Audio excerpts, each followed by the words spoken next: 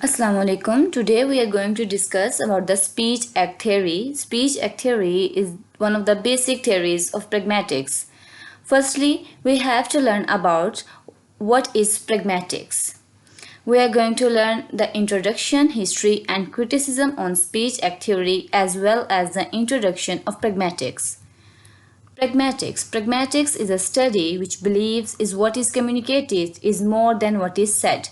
The utterances that the speakers produce in communication contain deeper sense than the actual meaning of the words or phrases themselves.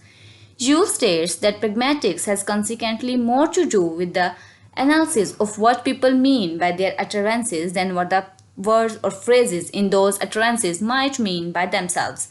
Pragmatics also strongly related with the context or situation when something is being said. Thus, it is very important for the speakers to focus on the context. Concerns of pragmatics. You state that there are four areas which pragmatics is concerned with. Pragmatics is a study of speaker meaning. Pragmatics is a study of contextual meaning. Pragmatics is a study of how to get more communicated than it is said. Pragmatics is a study of the expression of relative distance. Speech act theory. Austin explains that speech acts are acts that refer to the action performed by produced utterances. The speech act theory considers language as a sort of action rather than a medium to convey and express. The contemporary speech act theory developed by J.L. Austin, a British philosopher of languages. He introduced the theory in 1975 in his well-known book of How Do Things with Words. Later, John Searle brought the aspects of theory into much higher dimensions. This theory is often used in the field of philosophy of languages. The theory of speech acts starts with the assumption that the minimal unit of human communication is not a sentence or other expression, but rather the performance of certain kinds of acts, such as making statements, asking questions, giving orders, describing, explaining, apologizing, thanking, and congratulating. Characteristically, a speaker performs one or more of these acts by uttering a sentence or sentences, but the act itself is not to be confused with a sentence or other expression uttered in this performance. We can use language to do things. When we use language to do something, to order, to request, to warn, to please, to thank, to apologize, we are actually doing speech acts. When we say stop it, shut up, start now, get out, sorry, thank you, I love you, the meaning of these expressions is what they do, what we make them to show, the use we put them to. Example: when a couple get married in church, the priest says you are husband and wife now, and they become official couple according to their religion. But if a random person says the same to a couple, this can't be taken seriously. It has to be in the right context. Speech act theory is based on communication, but it is also recognizing that there is a lot more to communication rather than speech act theory by different linguists. Austin is the one who came up with the findings that people not only use it as language to assert things but also to do things. Like Austin said, believes that the meaning of a speech act can't be accounted in the absence of the context. Sentences alone do not express propositions. Sentences in a context or tokens express propositions. A theory of language is a theory of action. George Henderson and Christopher Brown. Part of the joy of doing speech act theory from my strictly first person point of view is becoming more and more mindful of how many surprisingly different things we do when we talk to each other. Cameling. To Jennifer Snyder, speech act theory is a theory where the effect of an utterance is analyzed in relationship to the speaker and listener's behavior.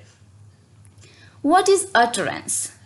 Utterances are not uniquely used to describe state of affairs but rather than convey speaker's intention to the addressee. Speech act comprises the notion of speaker meaning since it is intention of the speaker can be felt or founded. As a matter of fact, there are purposes behind any utterance. The theory emphasizes that the utterances have a different or specific meaning to its user and listener other than its meaning according to the language. The theory further identified that there are two kinds of utterances. They are called constitutive and performative utterances. A constitutive utterance is something which describes or denotes the situation in relation with the fact of true or false. Example, the teacher asked Olivia whether she had stolen the candy. Olivia replies, Here the utterances of Olivia describes the event impact of answering her teacher whether the situation was true or false. The performative utterances is something which do not describe anything at all. The utterances in the sentences or in the part of sentences are normally considered as having a meaning of its own. The feelings, attitudes, emotions, and thoughts of the person performing linguistic act are much of a principal unit here. Example, Ben and Sarah have been dating for the past 4 years. One fine evening, Ben took Sarah to the most expensive restaurant in town and he ordered the most expensive wine available in the restaurant. Then he moved closer to her and asked her that, Will you marry me? Sarah burst with contentment and replied, I will. Here the I will of Sarah expressed her feelings, attitudes, and emotional towards the context. Consider these examples. Somebody has broken my leg. In this sentence, the first purpose is to describe things, which is not the basic purpose, and the second purpose is to complain, which is the main and basic purpose of this sentence. I love you. The purpose here is to please or to assure somebody. Watch out, the gun is loaded. The purpose is to warn someone. She is a fool. The purpose is to insult or to ease. The gist idea of speech act theory is to do acts and not simply to describe, because description is not the important function of language. Direct and indirect speech acts. If the structure of the utterance directly represents its communication purpose, for example, how can I help you? The structure of the utterance doesn't represent its communication purpose directly. Example, can you pass the salad please? Criticism of speech act theory.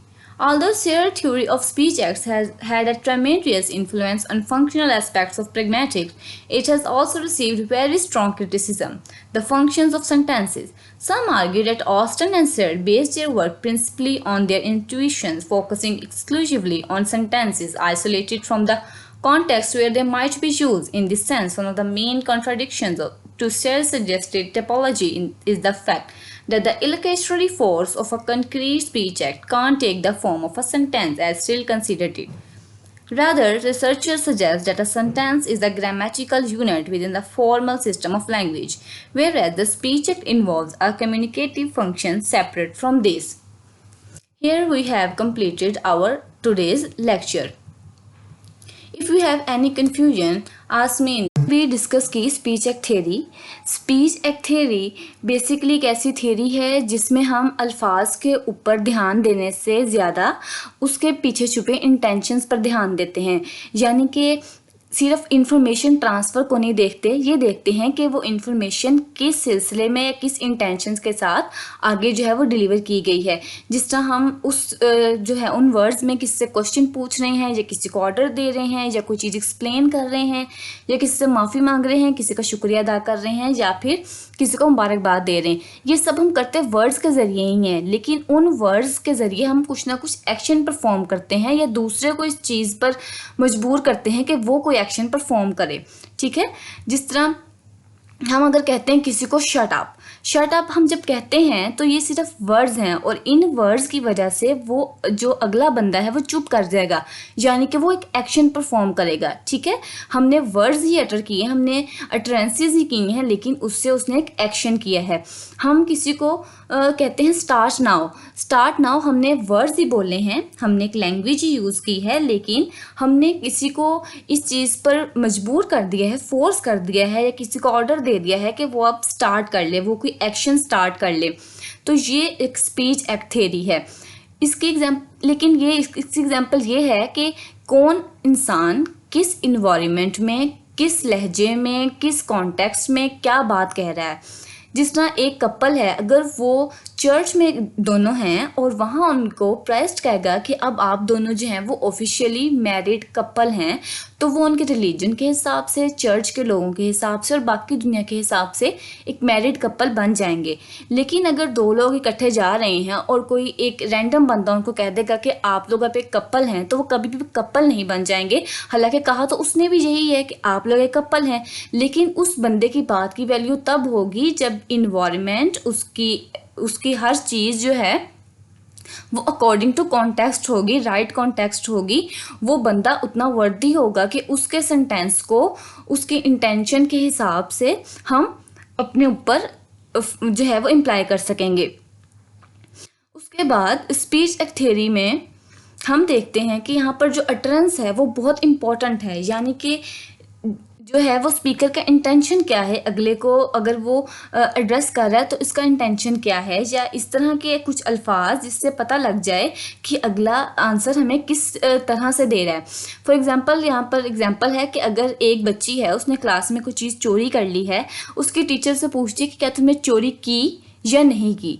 अब वो ना ही वो yes कह रही है ना ही वो no कह रही है, लेकिन अगर वो अगर वो ये वाला साउंड प्रोड्यूस करेगी, इसका मतलब है कि वो बहुत शाय हो रही है और वो कॉन्फिडेंट नहीं है। और अगर कोई बंदा सच बोल रहा हो तो वो कॉन्फिडेंट होता है, इसका मतलब है कि वो झूठ बोल रही है, उसकी बात गलत है। तो इस तरह की जो अटरेंसेस हैं जो हमें ये बताती हैं कि ये फ़िक्रा सही है या गलत है, या इसका हकीकत से कोई ताल्लुक है या नहीं है, वो कंस्टेटिव अटरेंसेस होती हैं। और एक होती हैं परफॉर्मेटिव अटरेंसेस, जो हम कर रहे होते हैं, जो हमारे बिहेवियर से, हमारे इमोशंस से, हमारे इन्वायरमेंट से ज़ाहिर होती हैं। जिस तरह एक कपल है, अगर वो जिस तरह यहाँ लिखा है Ben and Sarah have been dating for the past 4 years, अगर एक कपल जो है वो डेट पे गया है और वो बहुत सालों से एक दूसरे को डेट कर रहे हैं और एक फाइनल डेट पर गए हैं और बहुत एक्सपेंसिव रेस्टोरेंट है और कैंडल्स जल रही हैं और बहुत एक्सपेंसिव वाइन है उनके पास और बहुत अच्छा खाना है, तब अगर जो है वो लड़का लड़की को कहता है कि मैं तुमसे क्या शादी करोगी, और लड़की कहती है कि हाँ करूँगी, और इस हाँ करूँगी में वो सारा का सारा इमोशनल बैकग्राउंड भी इन्वॉल्व होता है। सिर्फ उसका ये कहना विल यू मैरी मी का आंसर आई विल नहीं होगा, बल्कि उनका सारा जो उनकी अफेक्शन है, उनके इंटेंशंस हैं, वो सारा कुछ इस चीज़ में इन्वॉल्व होंगे। यहाँ पे एग्जाम्पल है somebody has broken my leg, किसी ने मेरी टांग तोड़ दी। अब टांग तोड़ दी में पहली बात क्या है, हम किसी को इन्फॉर्मेशन प्रोवाइड कर रहे हैं कि किसी ने मेरी टांग तोड़ दी, लेकिन इस बात का कोई वो इसमें ये चीज़ डिस्क्राइब की जा रही है कि टूटी हुई टांग, लेकिन उसके पीछे एक कंप्लेन है। टांग टूटना कोई छोटी बात नहीं है, ये कंप्लेन है जो कि इसका बेसिक पर्पस है, जो कि उस इंसान का इंटेंशन है किसी को बताने का कि इसने मेरी टांग तोड़ी है। ठीक है। और जिस तरह हम कहें आई लव यू, तो इसका पर्पस है किसी को खुश करना या किसी को यकीन ध्यान नहीं करवाना कि आप उसके साथ हैं या आप उसके अपने हैं। तो इसका जो मेन पर्पस है सेंटेंसेस का या वर्ड्स का, वो है स्पीच एक्ट थ्योरी, जिसमें हम वर्ड्स बोलते हैं और उसके अकॉर्डिंग खुद एक्शन करते हैं या दूसरे को उस चीज़ पे फोर्स करते हैं कि वो उसके अकॉर्डिंग एक्शन करें। होप सो आपको अब ये सारी थ्योरी समझ आ गई होगी। अगर किसी को अभी भी समझ नहीं आए तो वो कमेंट सेक्शन में मुझसे पूछ सकता है, मैं फर्दर एक्सप्लेन कर दूंगी। और स्पीच एक्ट थ्योरी के बाकी एक्ट्स और उसकी जितनी भी टाइप्स हैं, अगर आपको वो भी समझनी है तो आप बता सकते हैं, मैं उस पर भी एक प्रॉपर लेक्चर जो है वो प्रिपेयर करके अपलोड कर दूंगी। वीडियो को लाइक करें, शेयर करें और अपनी जितने भी आपकी क्वेरीज हैं उनको कमेंट सेक्शन में नोट डाउन कर दें। चैनल को सब्सक्राइब